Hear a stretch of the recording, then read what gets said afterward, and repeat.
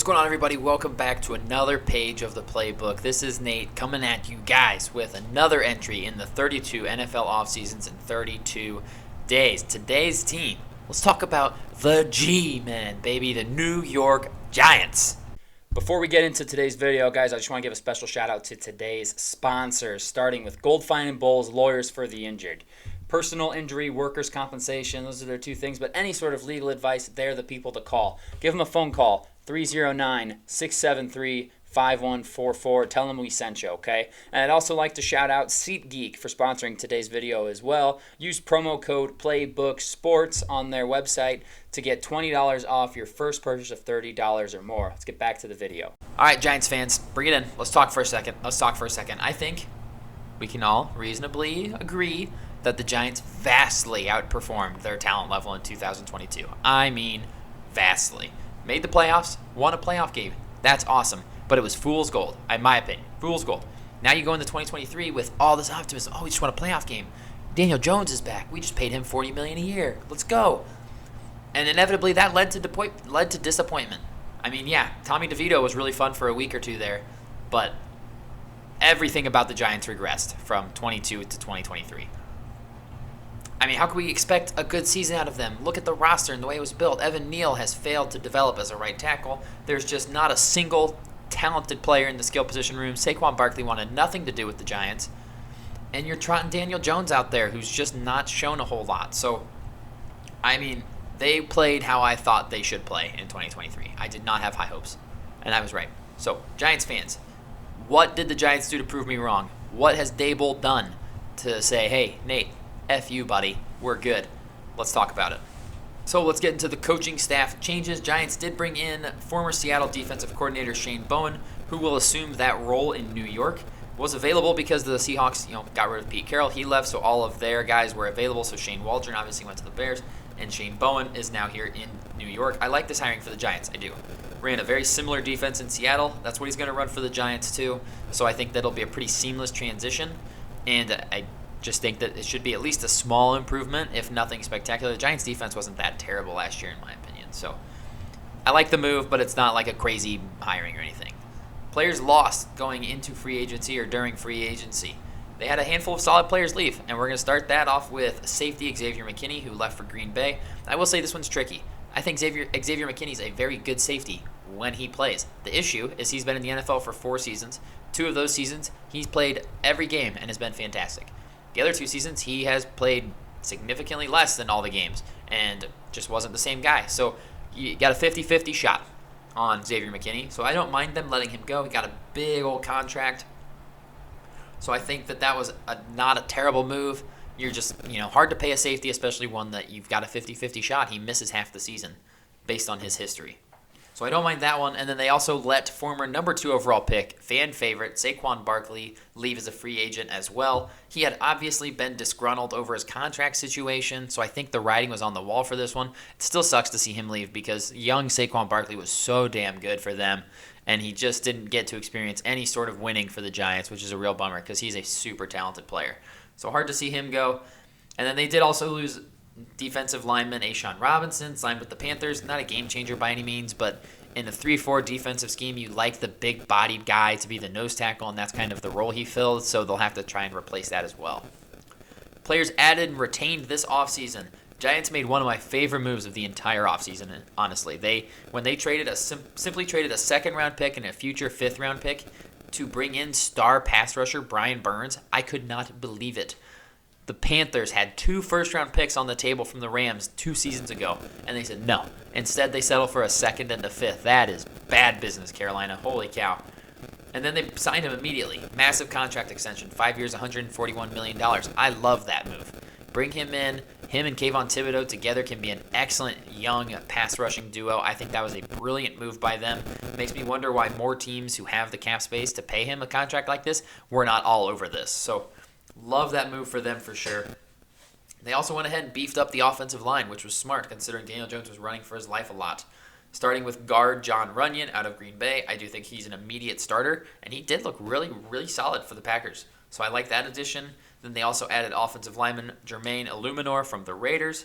Historically, he's been a tackle, but currently on ESPN's depth chart, they have him at right guard.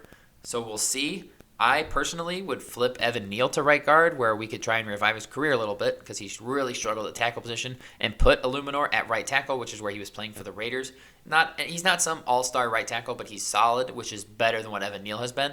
I would flip him. That's just me. Who knows what they're actually going to do? I like the signing there for sure. But I think we're missing things here in this free agency. We're missing a stud wide receiver still. There's still no number one receiver on this team before the draft. Absolutely nothing. And they didn't replace McKinney or Robinson, which kind of leads me to think it's a net negative free agency period overall. Although Brian Burns brings it up so much, I'm going to call it net even. They lost some starters, but they brought in an absolute monster in Brian Burns, and they brought in some guys that will also start for them. Runyon and Illuminor will both start straight away. So, I got 3 starters on there, and they lost at least 2-3 starters as well. So we'll call it a net even in free agency. Let's talk draft. Now, remember how I mentioned they haven't brought in a wide receiver? Man, did the Giants get absolutely blessed in the first round when the Los Angeles Chargers, sitting at pick 5, said, you know what? Justin Herbert can just throw the ball to Quentin Johnston and Josh Palmer. That will work. We think that will work. And they took offensive lineman Joe Alt to play a position he doesn't play. Play him at right tackle. He's a left tackle. They messed up because they let the Giants select wide receiver Malik Neighbors out of LSU. This man is absolutely electric. I think at pick 6, this is a true steal. This is a steal. He would be a number 1 receiver in so many draft classes. It just so happens that Marvin Harrison Jr. was in this class as well. Unbelievable after the catch. Fantastic hands. He is truthfully electric. That is the word that just comes to my mind every time I watch him play football. He is electric. The Giants desperately needed a player like this, and he fell right into their laps. That's just a dream scenario for the Giants, in my opinion. Fantastic pick for them in the first round. And then I also think they got really good value in the second round when they replaced Xavier McKinney with safety Tyler Nubin out of Minnesota. Pretty much a consensus number 1 safety in the draft class, in my opinion. Fills a need, very talented. No, he is not the most athletic, but he just looks like he plays faster on the field than he does in testing, which is how I want my players to look. I'd rather you look fast on the field than look fast in shorts, because you don't play football in shorts, do you? So I really like that. I think he's very instinctual and very solid safety. So I like that pick a lot. And then I also like their third-round pick, cornerback Andrew Phillips out of Kentucky. Very fluid hips, a willing participant in the run game. Really solid addition in the third round here. A guy who could crack the opening day depth chart. Could start a little bit. Could see him get some reps early on in his career. Again, just another one of those guys where it's like, okay, just needs to continue to refine his game a little bit, and he could be something solid. So I like that pick a lot. So when I get into their draft grade here, it's a very solid draft. I think they went 3 for 3 in their first 3 picks, and I cannot talk enough about the Malik Neighbors pick. What a home run pick that was. It's exactly what the Giants needed to add. It's what I said. They need a receiver. They haven't replaced Xavier McKinney. They did both those things. They brought in a number 1 receiver in Malik Neighbors. They replaced Xavier McKinney with Tyler Nubin. I love that. It's what the Giants needed to do. I do wish the Giants maybe could have gotten a little more value down the board. And if maybe one of their latter 3 pick hits, this could be a solid A draft grade. But as it stands now, I'm going to give them an A-.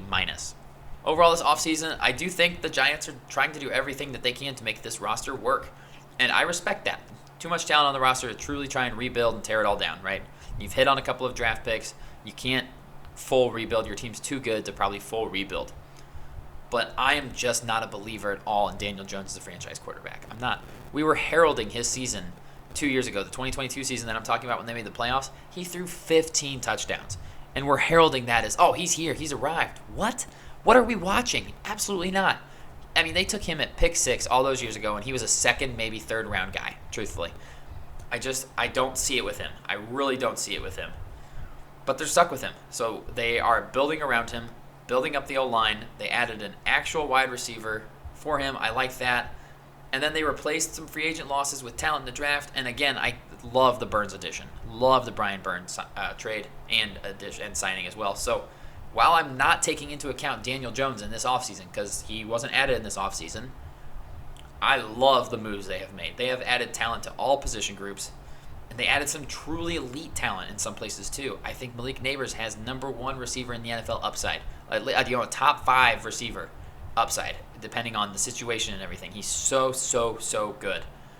I like this offseason, Giants fans. I'm going to give you guys an A for the offseason moves. I'm a big fan of what they've done. I don't believe in your quarterback, but that doesn't matter. That's not what I'm talking about here. This isn't ranking your rosters. This is just what you've done this offseason, and I think they're doing everything they can to try and let Dable and Daniels succeed together. So Daniel Jones, not Daniels. I don't know why I said that. Sorry. But overall, this offseason, like I said, giving them an A. Solid offseason, Giants fans. And that's all I've got for you guys on today's entry in the 32 NFL offseasons in 32 days. I will be back at it tomorrow with the other New York team, the New York Jets. We'll see you guys in that one.